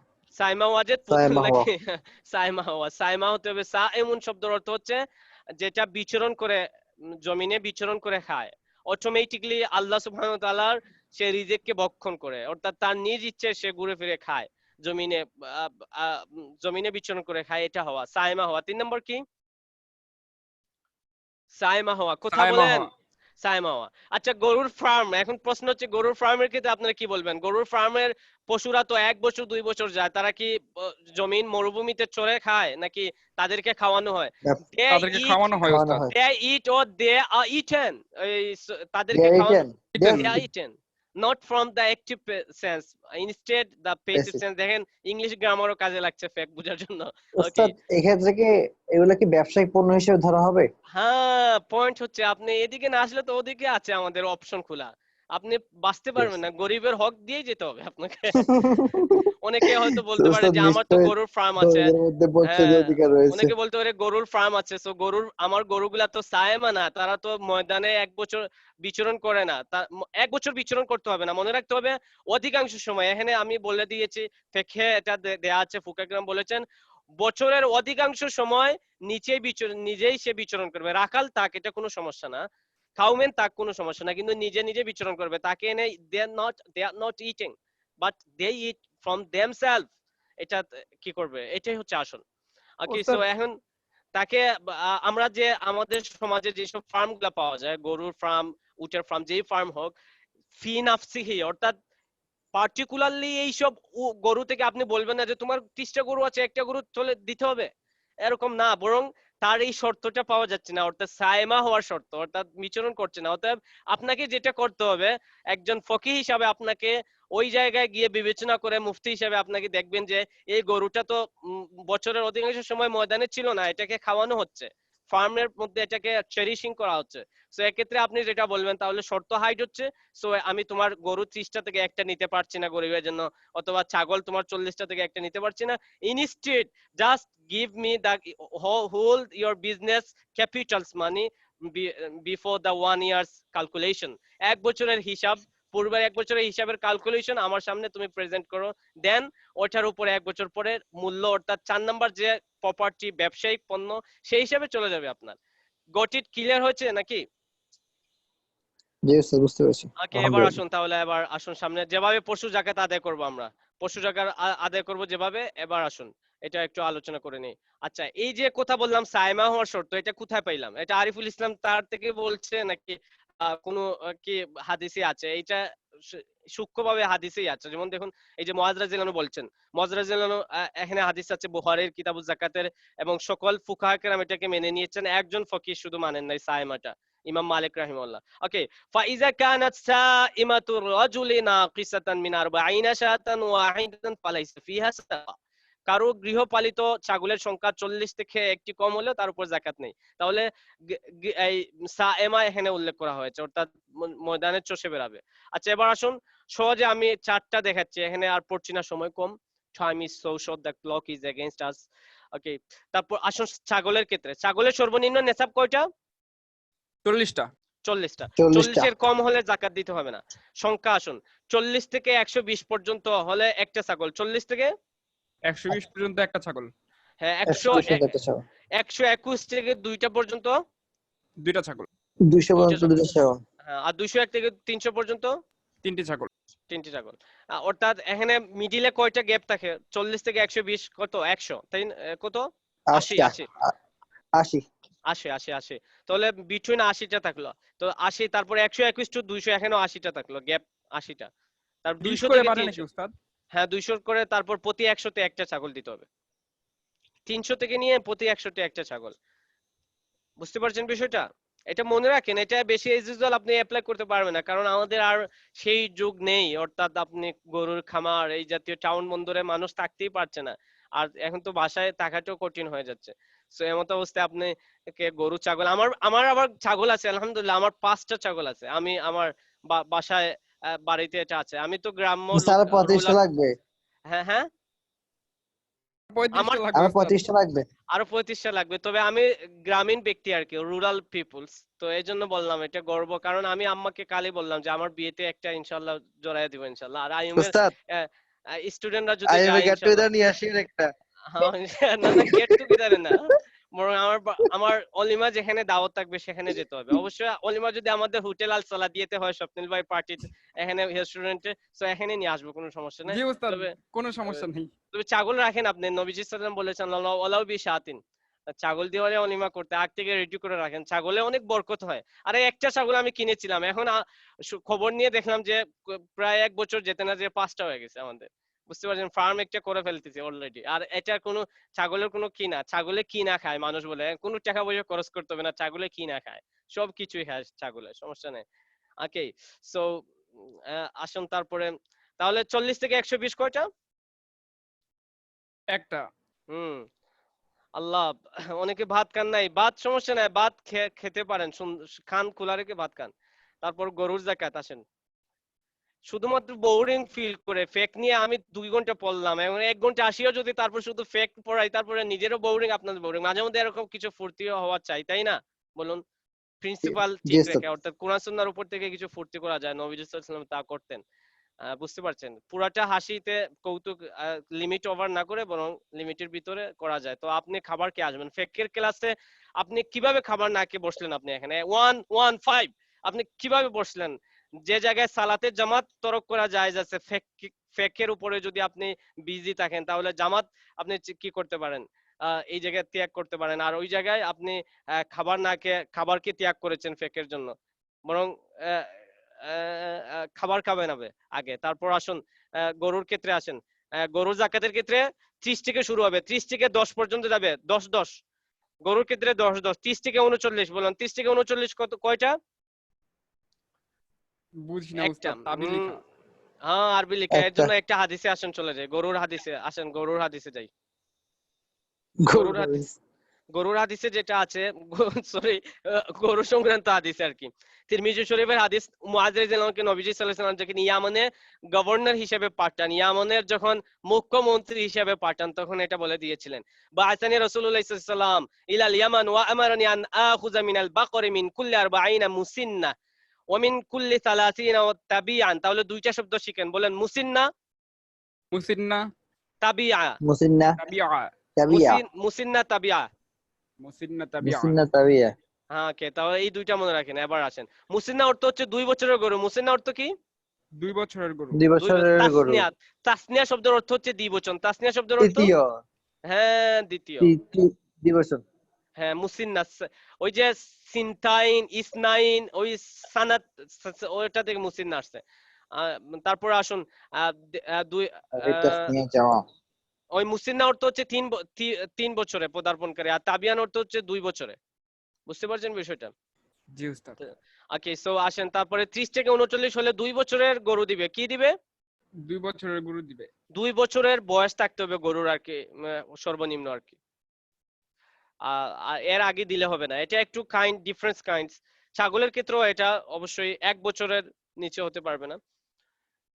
40 থেকে 59 হলে তৃতীয় বছরে, 60 থেকে 59 হলে দুইটা দিবে, দুইটা তাবি দিবে, 2 বছরে দুইটা দিবে। 70 থেকে এরকম 59 হলে একটা তাবি দেবে, একটা মুসিন্না দিবে। 80 থেকে 59 হলে দুইটা মুসিন্না। মাথা নষ্ট করা এইসব না নাই ভালো ছিল, আপনাদের সব গুলাই ফেলবে, দরকার নাই এটা এরকম।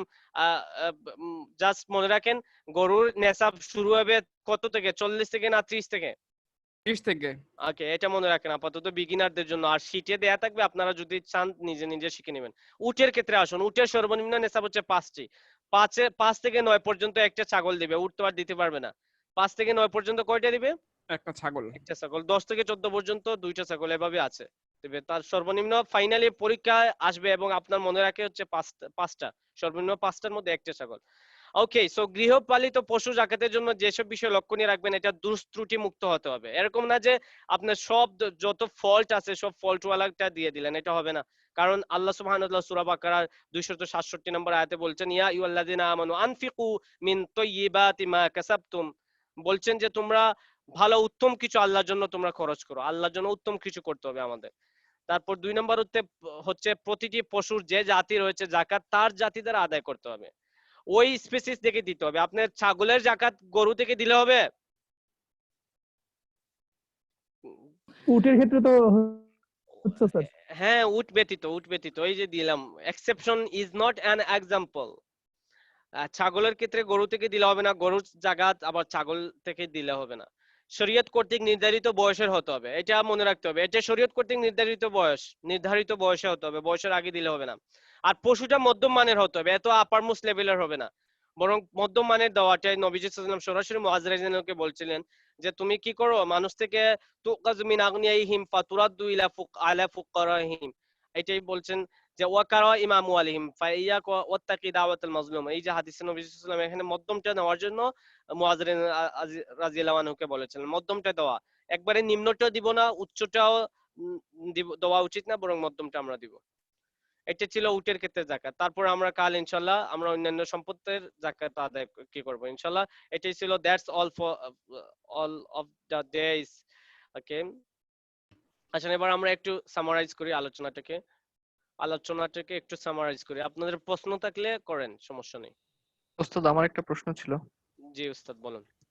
প্রশ্নটা হচ্ছে যে স্বর্ণের যখন আমরা জাকাত দিব, তো হুম, তখন আহ, বর্তমান বাজার মূল্য তো হিসাব করব, তাই না? মানে হচ্ছে বর্তমান ক্রয় মূল্য। জি। তো এখন অনেকেই একটা হিসাব বলে যে এই আমরা যখন স্বর্ণ কিনি, তো এটার যখন বিক্রি করতে যাই তখন খাদের কারণে হচ্ছে 20% ছাড় দিয়ে ধরতে বলে। তো এটা কি আমরা ধরতে পারবো কিনা? আমাকে আরো একটু ক্লিয়ার করুন, স্বর্ণ আচ্ছা, আমি কিনি নাই কোনোদিন। জি জি, যেমন হচ্ছে ধরে নিলাম আমার হচ্ছে এই 5 ভরি স্বর্ণ যদি আমার কাছে থাকে, তা আমি হুম, ধরে নিচ্ছি যে 50,000 টাকা হচ্ছে ভরি। তো 5 ভরির দাম তো আসে 2.5 লাখ টাকা। তো হুম। এখন কি আমি এই 2.5 লাখ টাকার উপরে জাকাত হবে, নাকি আরেকটা হিসাব হচ্ছে অনেকেই অনেক সময় বলে থাকে যে এই 2.5 লাখ টাকার থেকে 20% কমায় দিতে হবে, কারণ আমার কাছে যেই স্বর্ণ ওইটা হচ্ছে মানে খাদ থাকে, এবং আমি বিক্রি করতে গেলেও 5 ভরি স্বর্ণ থাকলেও আমি বিক্রি করতে গেলে 5 ভরির দাম পাবো না, কিছু কম তারা ধরবে আর কি, অ্যারাউন্ড 20%। তো আমি কি ওই 2.5 লাখ টাকা যেটা ওটা দিব, নাকি 2.5 লাখ টাকার 20% লেস করে যেটা আসে ওইটা দিব? আমি কি আপনাকে আমি বোঝাতে পারলাম কিনা? হ্যাঁ বুঝতে পারছি, আমি বুঝতে পারছি। বেশ আমি বেশ। এটাকে বেটার এবং সেফ মনে করি যে ফুলটাই দেওয়া, কারণ এক্ষেত্রে মনে রাখবেন ফুকায়ে কেরামদের একটা প্রিন্সিপাল আছে, এটাও লিখে রাখেন, এটা নোটেন এই আমার হ্যান্ড নোটে নেই। এটা হচ্ছে সব সময় জাকাতের ক্ষেত্রে গরিবের কল্যাণটাই ধর্তব্য হবে। বলুন বিবেচনা করাবে কোনটা? অলওয়েজ ইন কন্টেক্সট অফ জাকাত the benefit and profiting of the poor is always considerate to the ফুকাহায়ে কেরাম ইন কন্টেক্সট অফ জাকাত, রুলিংস অফ জাকাত। সবসময় গরিবের হক, যেখানে গরিবের হকটা যেখানে লাভবান থাকবে সেটাই বিবেচিত হবে। বলুন বুঝতে পারছেন বিষয়টা? জি জি। এই বিষয়টা বিবেচনা করলে আমরা কয়েকটা সিদ্ধান্ত নিতে পারি। প্রথম সিদ্ধান্ত হচ্ছে, মনে করুন জাকাতের ক্ষেত্রে আপনি এই আমরা যেটা ধরতে পারি যে বছরের 5 মাস পর যে মালটা আসিয়া ওই জাতীয় মালের সাথে অ্যাড হয়, তো এক্ষেত্রে এটা একটা বিষয়। আরেকটা জি জি। হচ্ছে আপনি পাউন্ড দিয়ে যদি জাকাত দেন আর টাকা দিয়ে যদি জাকাত দেন, তাহলে আমি মনে করুন আপনি একজনকে পাউন্ড দিয়ে দিলেন, পাউন্ড দিলে জাকাত দিলে আর টাকা দিয়ে জাকাত দেওয়া যাচ্ছে। সো পাউন্ড দিয়ে জাকাত দিলে লাভ বেশি হচ্ছে আর টাকা দিয়ে জাকাত দিলে লাভ কম হচ্ছে। এক্ষেত্রে ফুকায়ে কেরাম রায় দিবেন পাউন্ড দিয়ে জাকাত দেয়া, কারণ ওই জায়গায় গরিবের একটু বেশি, কারণ জাকাতটা এসেছেই তো elevating the poverty, elevating the poverty. This is the maqsad, and that just the purpose of the Islamic rules is that to elevate the poverty from our society by giving the charity.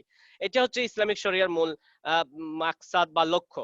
এবার এই লক্ষ্যকে বিবেচনা করলে দেখা যায় যে গরিবকে যেহেতু দরিদ্রতাকে দূর করাই আমার মুখ্য, এক্ষেত্রে গরিবের ফায়দা। এই জন্য ফুকায়ে কেরাম অনেকেই বলেছেন যে জাকাতকে আমরা বিচ্ছিন্নভাবে না দিয়ে এক বছরে একজন জাকাত ব্যক্তিকে এমন ভাবে জাকাত দিয়ে মালিক কি করে দেওয়া যেন সে দ্বিতীয় বছর ইউনো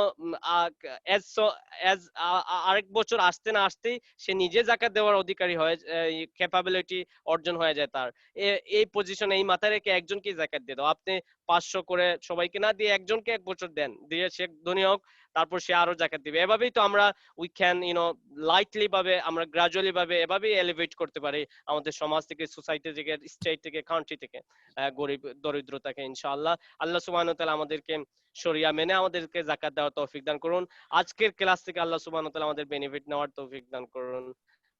আর বিশ্ব হিউম্যানিটিকে আল্লাহ সুবহানাহু ওয়া তাআলা হেফাজত করুন, উস্তাদ, আমাদেরকে আল্লাহ একটা গজব থেকে প্রশ্ন বাঁচান। উস্তাদ। জি উস্তাদ বলুন। What is your উস্তাদ, এখানে question? একটা প্রশ্ন এখানে লেখা আছে, আপনি যদি জি। একটু কাইন্ডলি পড়েন তাহলে। হ্যাঁ, প্রশ্নটা কি উস্তাদ? আমি যদি রূপার নেসাব ধরে জাকাত আদায় করি, তাহলে যাকে জাকাত দিব তার যদি রূপার নেসাবের পরিমাণ সম্পদ থাকে, তাহলে কি জাকাত আদায় হবে? কারণ আজকাল কম বেশি বাসার খাদেমদেরও একই পরিমাণ জমা থাকে, এক্ষেত্রে হুকুম কি? আচ্ছা, যাকে জাকাত দিবেন, এটা আমাদের আলোচনার একটা লাস্ট পয়েন্ট হচ্ছে জাকাত ব্যয়ের খাত। জাকাত ব্যয়ের খাত ওটার সাথে রিলেটেড একটা বিষয়। সো আমি এখানেও বলতে পারি যখন যা তখন তা, তারপর এটা বলছি না, আমি জাস্ট বলতে এখানে বলে দেই। অর্থাৎ এক্ষেত্রে আপনি যদি কোনো ব্যক্তির এরকম স্বর্ণরূপা যদি থাকে, তাহলে অবশ্যই সে এই জায়গায় কোনো ছাড় নেই, কিন্তু অন্যান্য টাকা পয়সা তার ব্যাংকে থাকতে পারে, কিন্তু আপনাকে আগে দেখতে হবে সম্পদ রিলেটেড শর্তের গুলার মধ্যে সব শর্তগুলো অ্যাপ্লাই করলে সে টিকে কিনা। কারণ অনেক হতে পারে মানুষ তার মেয়ে বিয়ে দিবে, সে জাকাত কি রাখছে, তার নিজে পেটে লাথি দিয়ে সে টাকা ব্যাংকে ডিপোজিট করে রেখেছে, অথচ তার পরিবারের প্রয়োজন অনেক কিছু, এবং সে অনেক গরিব মানুষ, রিয়েলি সে গরিব, রিয়েলি সে পুয়ার, কিন্তু সে ভিন্ন পারপাসে সে ওটাতে রেখেছে, তার ঋণ অনেক আছে, ঋণগুলা যদি দিতে শুরু করে তাহলে এই টাকার আর কোনো দাম থাকে না এই টাকার। সো এক্ষেত্রে তো আর সে জাকাত নিতে পারছে। ঋণটার ক্ষেত্রে অবশ্যই আমরা ঋণের জাকাতে আলোচনা করবো, প্রোডাক্টিভ ঋণ না, এটা হচ্ছে প্রয়োজন পূরণের ঋণগুলা যদি হয়ে থাকে। সো এক্ষেত্রে স্বর্ণ রূপার ক্ষেত্রে যদি এরকম পাওয়া যায় কারো যে নেশাব পরিমাণ আছে, সো এক্ষেত্রে আমি যেটা পরামর্শ, সরি, এক্ষেত্রে আমি যেটা বলবো এবং ফুকায়ের আমরা এটাই লিখেছেন যে আমরা যেটা করব, অর্থাৎ সে ধনী হিসেবেই বিবেচিত থাকবে, কারণ স্বর্ণ রূপা তার আছে, আর স্বর্ণ রূপার ক্ষেত্রে আমাদের কোনো কি নাই, শর্ত নাই। ওস্তাদ অনেকে তো হচ্ছে স্বর্ণ বা রূপার তৈরি দাঁত ব্যবহার করে, তো সেই ক্ষেত্রে ওটা কি জাকাতের মধ্যে হিসাব হবে কিনা? অবশ্যই স্বর্ণের হবে। স্বর্ণের জাকাত অবশ্যই হবে, হ্যাঁ হ্যাঁ অবশ্যই মানে তো হয়, আমাদের প্রিন্সিপাল তো এটাই বলে, তাই না? জি অবশ্যই ওস্তাদ। হবে। Yes, ওস্তাদ আমি ব্যবহার ব্যবহার স্বর্ণ ওস্তাদ আমি থাকলে দিতে হবে, যেখানে থাকবে থাক। হ্যাঁ হ্যাঁ এটাই, এটা আমাদের ওস্তাদ প্রিন্সিপাল। ওস্তাদ আমি ওস্তাদ আমি চট্টগ্রামে থাকাকালীন আব্দুল সালাম চাটগামি হুজুরের কাছে গেছিলাম। আচ্ছা, তো উনি তখন মাশাআল্লাহ, আমার উনি প্রিয় উস্তাদ। উনি তখন বলছিলেন যে মানে স্বর্ণ বা যে কোনো বিক্রয় মূল্যটাই ধর্তব্য। বিক্রয় মূল্য মানে আমার থাকা মানে হচ্ছে এটাই আমার সম্পদ। হুম হুম। মানে ক্রয় মূল্যের উপর উনি বলছে কখনো আসবে না, বিক্রয় মূল্যের উপরেই জাকাতটা দিতে হবে আর কি। হ্যাঁ হ্যাঁ অবশ্যই, এটা তো হচ্ছে বিক্রয় মূল্য, আমি তো বলি নাই এটা আপনাদেরকে, ওস্তাদ বিক্রয় মূল্য দিতে হবে, বিক্রয় আমার মূল্য হবে উস্তাদ তাহলে ঠিকই বলেছেন। স্বর্ণের? হ্যাঁ আমার উস্তাদ অবশ্যই ঠিকই বলেছেন, ক্রয় মূল্যের ক্ষেত্রে অনেক আপনার মফিজ আছে, সে লন্ডন থেকে এসে বাংলাদেশে ডাবল দাম দিয়ে কিনবে, একটু ইংলিশ কথা বললে এমনিতে দাম বাড়িয়ে দেয়। আমি গিয়েছিলাম সেদিন আহ, একটা শপে, তো ওখানে ইংলিশ কথা বলতে দাম বাড়িয়ে দিছে, এরপরে আমি আর বলি না, এটা ইংলিশ কোথাও গিয়ে বলি না, সো এটা হয়ে যায়।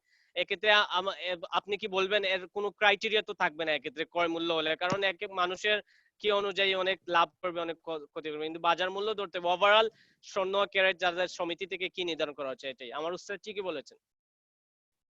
তারপর উস্তাদ বাসার যেসব জিনিস কম ব্যবহার করা হয় সেটির উপর নাকি কাফারা দিত, এ ব্যাপারে কিছু বলবেন, বা সামনে কি ক্লাস আছে কিনা এই বিষয়ে যেসব জিনিস। ধন্যবাদ, আপনি সুন্দর করে আপনার সচেতনতার সাথে প্রশ্নটি করেছেন, যখন যা তখন রুলসটা আপনার মাথায় ছিল, এজন্য ধন্যবাদ। তবে সামনে কোনো ক্লাস নাই এই বিষয়ে, এজন্য বলছি। হ্যাঁ, আমি এটা জানি না যে এরকম কোনো কি আছে কিনা, আহ, এরকম কোনো আমার জানা নেই যে কাফারা দিতে হয় কিনা যেসব ওস্তাদ জিনিসের কি। এক্ষেত্রে মনে হয় ওই যে আমাদের আইফাতোয়াতে যদি প্রশ্ন দিয়ে দেওয়া হয় মনে হয় ভালো হবে।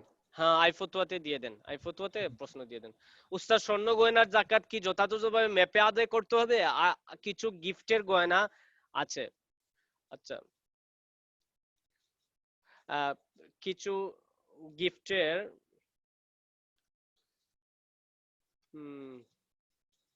কিছু গিফটের গয়না আছে, আন্দাজ করে কি জাকাত আদায় করা যায়? কোনো আন্দাজ টান্দাজ নাই, আমরা বলছি মেপেই দিতে হবে আপনাকে, অর্থাৎ ওই মূল্যটা আগে বের করবেন, মূল্যটা যতটুকু আছে ওটা মূল্য বের করে তারপর ওই মূল্যটা আপনি দেখবেন যে রূপার পরিমাণ হলে টাকার হিসাবে জাকাত দিয়ে দিবেন। ওস্তাদ উনি সম্ভবত এটা বলতে চেয়েছেন যে যখন উপহার দেওয়া হয় তখন তো আমি এটা মেপে দেখি না, একটা আন্দাজ করি যে এটা হয়তো 2 আনা 3 আনা এরকম হবে, এরকম জিনিস হয়তো। আচ্ছা আচ্ছা, তো 3 আনা। দোকানে তখন গিয়ে আমরা মাপে। হ্যাঁ হ্যাঁ হ্যাঁ, দোকানে হ্যাঁ, গিয়ে এটা মাপতে এটা হবে। আর কি। হুম। আচ্ছা ঠিক আছে, ইনশাল্লাহ, তাহলে আমাদের ক্যামেরাও আমাদেরকে বিদায় দিয়ে দিয়েছে, ক্যামেরা অটোমেটিকলি পিছনে চলে গেছে, সো তার মানে চলে যেতে হবে, আমাদের 11টা 15 হয়েছে। আর কোনো প্রশ্ন থাকলে করুন প্লিজ। ওস্তাদ পশুর জাকাতের ক্ষেত্রে কি পশু দিয়ে জাকাত দিতে হবে কিনা এরকম একটা প্রশ্ন ছিল, নাকি নগদ টাকা দিয়ে দেওয়া যাবে? পশুর ক্ষেত্রে পশুই দিতে হবে, এটাই দেওয়া উত্তম। আর যদি ওই পশু আমি যেটা এটা জানি না, আমি সঠিক বলতে পারবো না, ইনশাআল্লাহ লা আদ্রি, ইমাম মালিক রাহিমাহুল্লাহর কথার উপর আমল কত সোজা, লা আদ্রি, আমি জানি না। 3 ভাগের 1 ভাগ আদ্রি। এটাই। ওস্তাদ গৃহপালিত পশুর ক্ষেত্রে, যে গৃহপালিত পশু আমরা আসলে ঠিক কোনগুলোকে বলবো? গ্রামেও তো এরকম হইতে পারে যে কেউ হচ্ছে বিচরণকারী পশু আছে কিন্তু তার পরিকল্পনা হচ্ছে এই পশু সে হচ্ছে এই বিক্রি করবে আরো পরিমাণ বাড়লে, তো তখন কি এটা গৃহপালিত পশুর মধ্যে ধরবো নাকি হচ্ছে এই ব্যবসা সামগ্রীর মধ্যে ধরবো? বিক্রির উদ্দেশ্যে তো ব্যবসা সামগ্রী হয়ে যাবে। বিক্রি হলে ব্যবসা, আর বিক্রি না হলে গৃহপালিত ধরে নেবেন। তারপর আর কি প্রশ্ন, সাইফুল ভাই বলুন প্লিজ।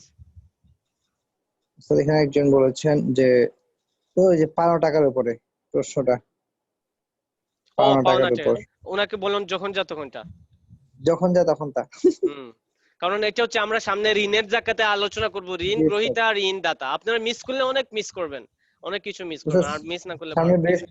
ওটা দিয়ে মানুষ লাস্ট ক্লাস আমাদের ওটা হুম। সামনে বৃহস্পতিবার সম্ভবত। ওকে ইনশাআল্লাহ। সামনে ক্লাস আছে নাকি সামনে? একটা পাওয়া যেতে পারে ওস্তাদ।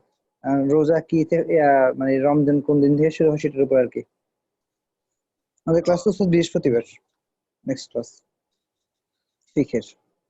ঠিক আছে ইনশাআল্লাহ। আমরা পরের ক্লাসে তাহলে কি হবে? জাযাকুমুল্লাহ তাআলা সুবহানাকা আল্লাহুম্মা বিহামদিকা আশহাদু আল্লা ইলাহা ইল্লা আনতা আস্তাগফিরুকা ওয়া আতুবু